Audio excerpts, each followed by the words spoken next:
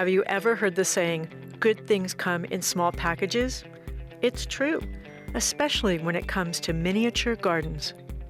They're just like full-size gardens, but on a tiny scale. These carefully crafted tableaus of tiny plants look like a real scene, but are small enough to fit on a tabletop. Add in-scale figures and scenery, and these diminutive worlds look incredibly realistic, or whimsical, even spiritual. They're magical, charming, and just plain fun. There are different styles of miniature gardens, all using design techniques perfected over the ages. And whether these gardens last a month, a season, or live for years, miniature gardens are enjoyed by the young and the young at heart. From fairy gardens to miniature cities, we can appreciate gardens at any scale, even a tiny one, as we'll see today on A Growing Passion.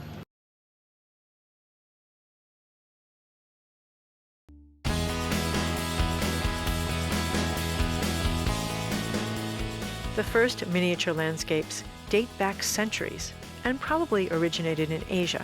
Their forms and styles are diverse, but the creators all rely on principles of scale and proportion to create the illusion of reality. Some plants used in miniature gardens are naturally small, while others grow slowly enough to stay small for a long time. Some are large plants that, with pruning, can be kept in scale. Miniature garden plants typically have tiny leaves or short branches, and some have little berries which, with just a bit of imagination, look like little apples. Designers combine these plants with tiny buildings, small people, and other embellishments to create miniature landscapes that are realistic or make-believe. Where planting and caring for a large garden might be overwhelming, planting and caring for a garden that's just a foot or two across can be a delight. Children love miniatures, and a lot of adults do too. Add a tiny dog, a fairy, and a secret cottage, and you have a scene or even a whole story to grow and care for.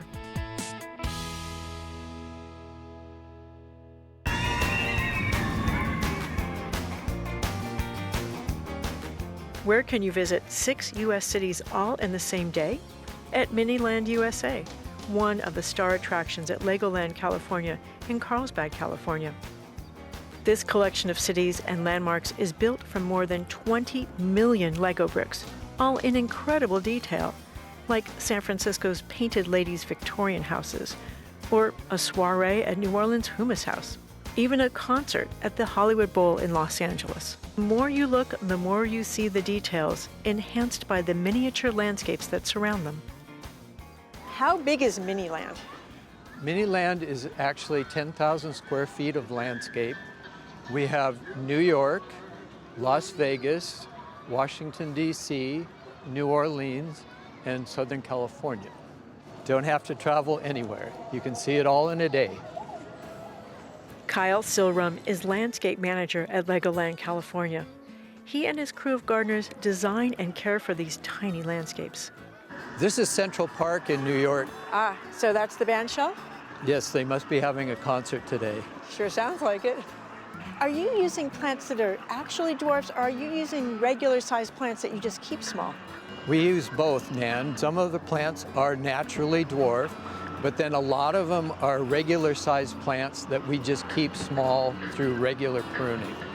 So I see layers. We've got the thyme on the bottom. You've got, is that a little boxwood? That's a little boxwood. And these are the trees. How do you know how big to make them?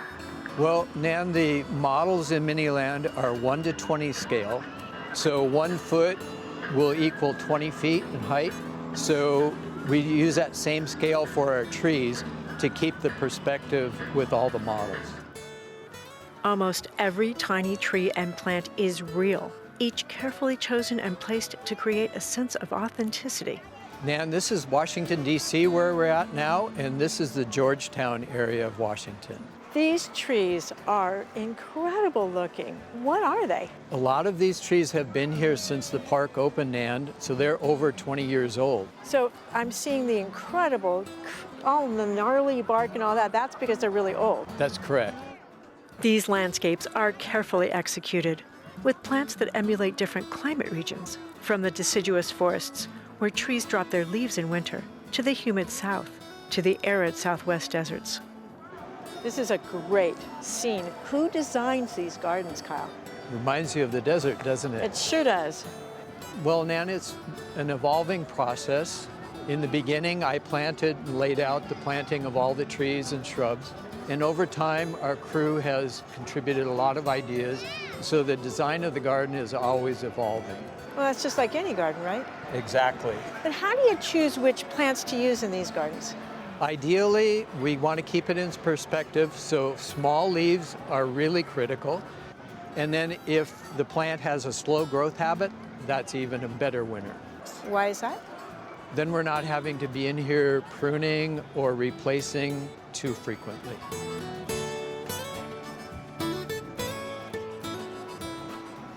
Irish moss is the ground cover, that's real. And then Lego palm trees. Okay, that's funny.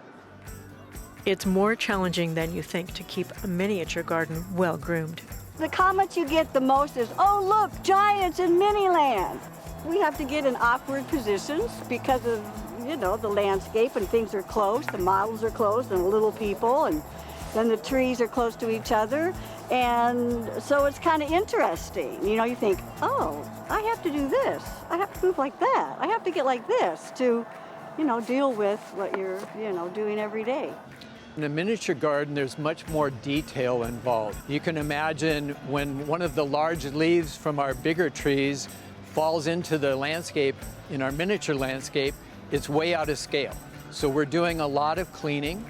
Also, when plants grow in a miniature landscape, if they grow an inch or two, they become out of scale. So we're in there pruning regularly.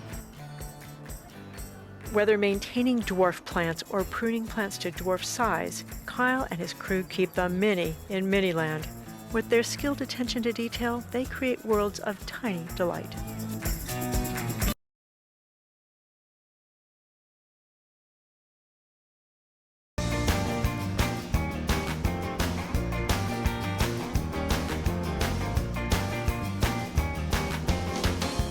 We're in Pomona, California at Fairplex, home of the Los Angeles County Fair. There is so much to see, but we're here to see a garden railroad, the oldest and one of the biggest in the country. Come on, let's go look.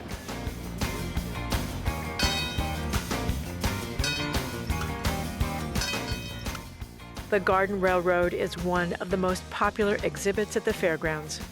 The display represents well-known California landmarks from mountain to ocean, and this year's theme is Route 66. Route 66, this is Roswell, New Mexico. See the alien? Cute, huh? This garden railroad dates back to 1924. It was built and expanded over the years.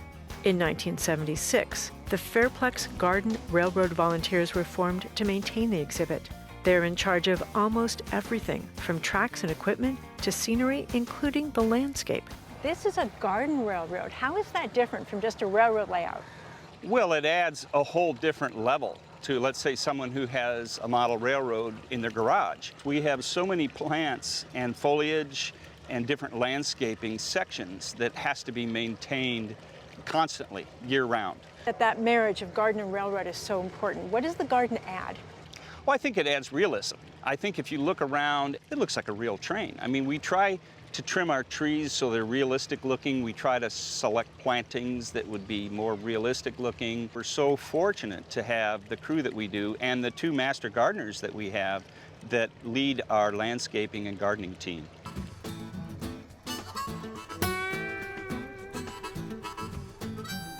I know that a lot of people who volunteer here are railroad people, but you're garden people, right? That is correct, Yes, yes. we are. So what's your role in the garden? Kathy, what's your role? Well, we try to keep everything that's living alive and trimmed back so that it's nice and beautiful for everybody to come and see, and then also to learn about the plants and share it, the information. So Vince, what's the biggest challenge here, being the gardener at the Garden Railroad? The biggest challenge we have is keeping the place weed-free. Yeah. It's just an ongoing thing that we just have to keep after. This layout features a wide variety of plants. Vince and Kathy and their team work hard to keep everything looking good and in proportion. What we have here is a plant that obviously started small and has grown too large for the layout. So what we're going to do right now is try and trim it back a little bit, and then most probably in a little while we'll have to actually remove it and put something else in this place. One of the interesting challenges about doing a project like this, where you have these miniatures, is keeping the plants in scale. I'm sure this came in as a little tiny 2-inch or 4-inch pot, and whoever brought it in had the best intentions. They thought it was going to be small, not realizing that once it got into some soil and a little bit of water, it was going to grow way out of scale. It's one of the challenges and probably one of the joys of doing model railroad gardens. This group has made a concerted effort to replace thirsty plants with more drought-tolerant specimens. This is beautiful. Is this the new style? Yes, it is. We've been working on this for like 3 years. We're loving it because we keep propagating and then letting them grow big to get that rolling effect of different shades of green. There's about 7 or 8 different species of succulents in here, so it really makes it look colorful and different. Some plants suggest their full-size counterparts. Dwarf cypress, for example, represents a forest of tall conifers. Look at this little garden. Some of these plants are dwarf varieties, but others are just everyday plants trimmed to look like giants in a tiny scene. It's all about scale and illusion. Garden railroads combine gardening, history, the outdoors, and trains all in one setting. There's nothing like the sight and sound of a train chugging through the landscape.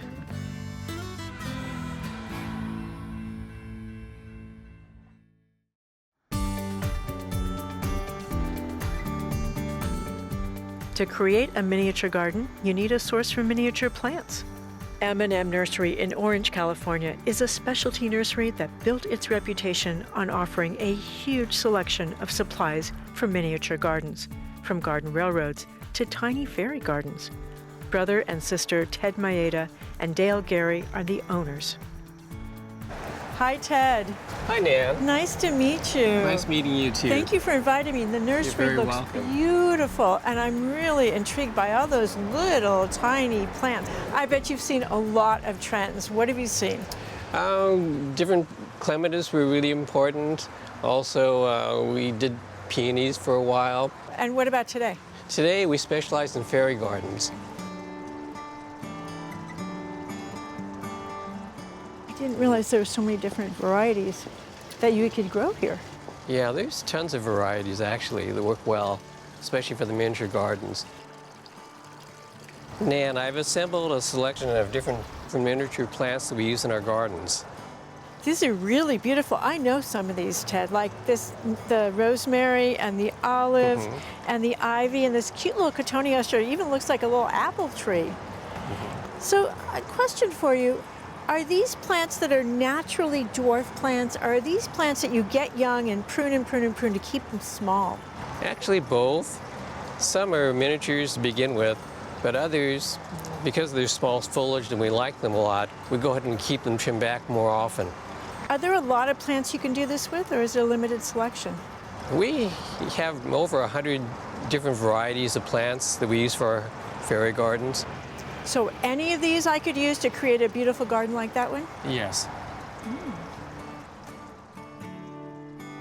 Sometimes there's more to these little gardens than meets the eye. Well, my girlfriend's got a big birthday, and so she's a very good gardener, actually a master gardener. So I thought I'd come here.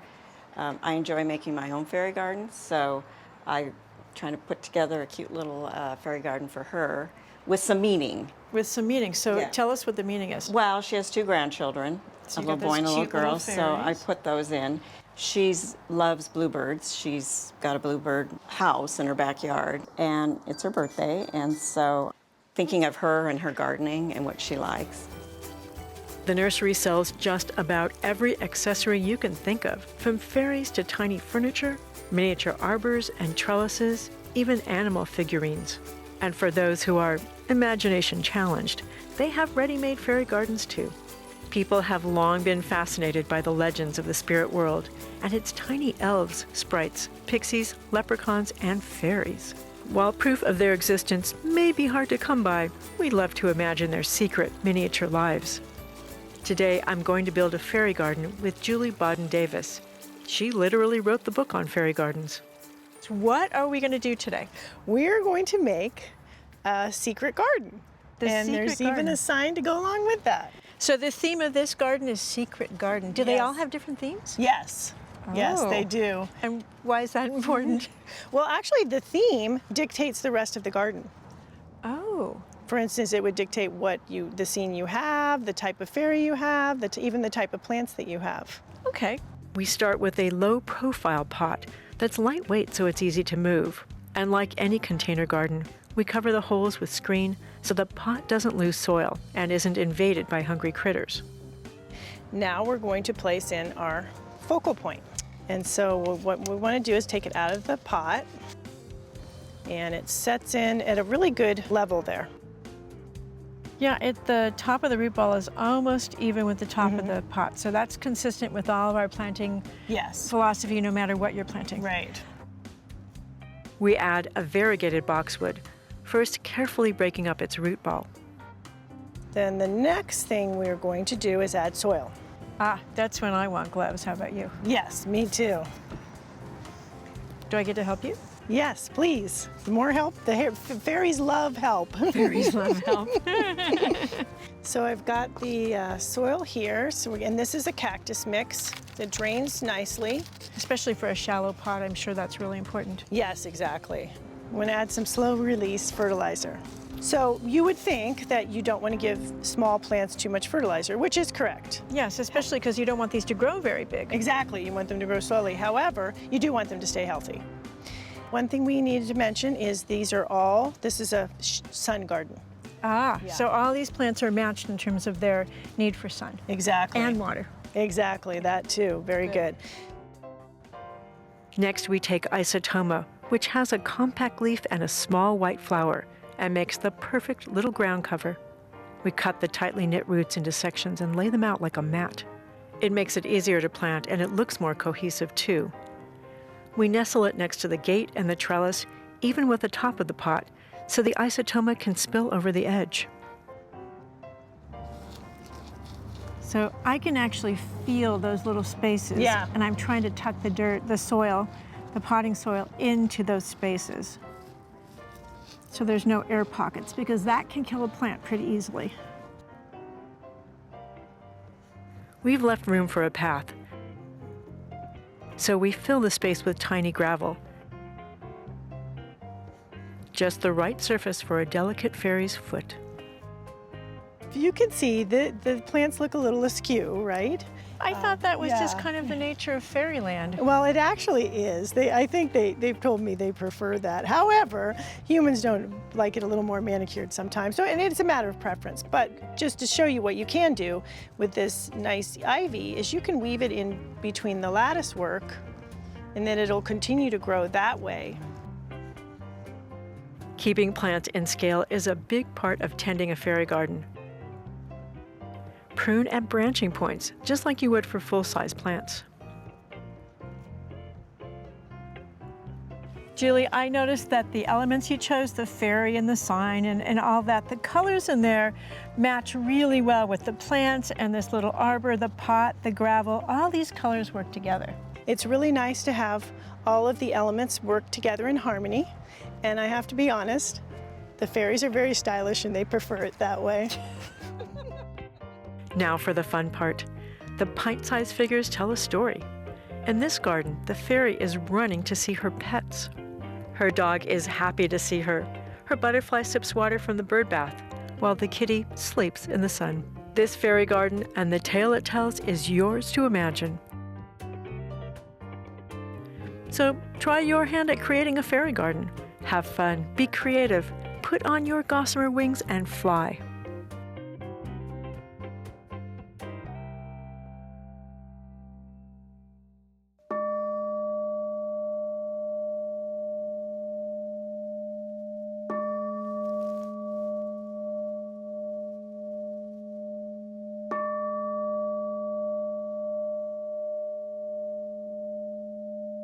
Thank you, Nan. Thank you for coming in today.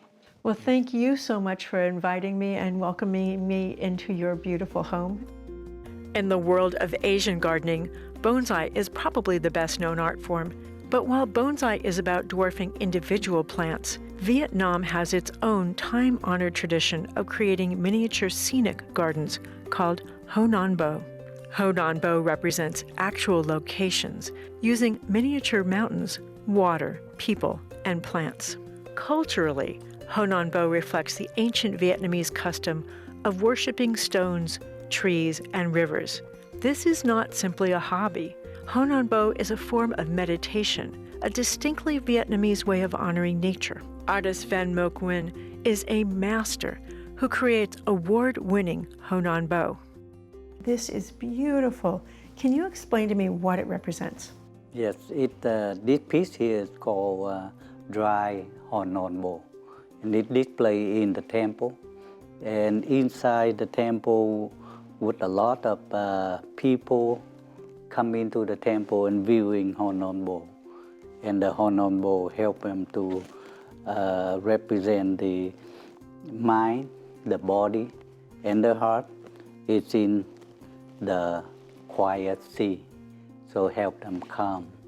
In Ho Non Bo, we had all of the rock and the plant sitting on the platform of sand, and the platform of sand creating the line represent the sea with the wave. How does Ho Non Bo differ from bonsai? Compared with creating a bonsai, you have to think about rock and plant together with the heaven, man, and earth together. And the combination of all that onto a platform, which is sand or water, then it even deeper and farther away from bonsai. I understand there's a spiritual component to Ho Non Bo. Can you tell me about that? When the viewer look at your work, they feel relaxed, calm, and peaceful. Then you have a successful Ho Non Bo. Van Moc grows plants for his Ho Non Bo in his home garden. Each plant is carefully trained for shape, beauty, and tradition. There's a lot of plants in this garden, and they're beautiful. Which are the most traditional plants? I had ume, bamboo, and pine together because the traditional is they call tree friend of the winter. The reason is ume bloom when all other plant is not bloom, and bamboo and pine are all green in the winter. Even the climate really cold, it's still green. So the three friends of the winter garden. Yes, tree friend of the winter. These plants are the palette for his artistic eye. So what are you doing? I rub the old bark out, and in spring the skin will appear, become red. The red skin here, that's why they call this pine it Japanese red pine or Japanese lady pine. Using materials from his garden, Van Moc demonstrates how to build a simple Ho Non Bo. We start with the mountain. It's actually 3 lava rocks skillfully positioned, then glued together to allow openings where we tuck in plants and other elements. We take out of the pot. Oh, just like that? Yeah, just like that. We carefully set a diminutive tree into a space that frames it perfectly. We pack sand to anchor the tree into the rock, then layer on moss as a ground cover to make the tree look like it's lived there forever. With plants in place, we set the rock in a large tray, fill it with water, and add tiny figures that help tell the story. It's simple and elegant, peaceful and calming. Well, thank you. This has been really fun. I always love these, and now to see actually how it's been done. It's so easy. It's so easy. It, yeah. Even I could do it. Yes. Thank you. Thank you. Thank you. For some of their creators, miniature gardens are a serious art form with spiritual overtones. For others, it's just a really fun hobby. And for others still, it's a way to recapture their youth. Traditional or modern, spiritual or whimsical, miniature gardens give us all permission to play again. I'm Sterman. Thanks for watching.